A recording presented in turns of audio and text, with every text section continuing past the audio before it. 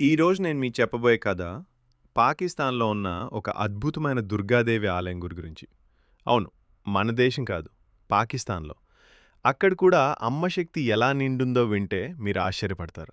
శతాబ్దాల క్రితమే ఈ ఆలయం నిర్మించబడింది. రాజులు మారారు, రాజ్యాలు కూలిపోయాయి, ప్రాంతం అనేక యుద్ధాలు చూసింది. కానీ ఒక విషయం మాత్రం ఎవ్వరు మార్చలేకపోయారు. అది ఈ దేవాలయ స్థానం. ఒకసారి కొన్ని దాడి జరిగినప్పుడు ప్రాంతం మొత్తం ధ్వంసమైంది. కానీ దుర్గా అమ్మ విగ్రహం మాత్రం అదే నిలబడి ఉండిపోయిందట.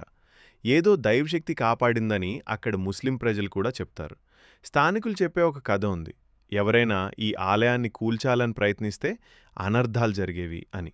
ఒక్కరోజు హాని చేయడానికి వచ్చిన ఒక వ్యక్తికి ఆ రాత్రే తీవ్రమైన అనారోగ్యం వచ్చిందటందట. అప్పటినుండి ఈ ఆలయానికి ఎవరూ చేతికాడు పెట్టలేదు.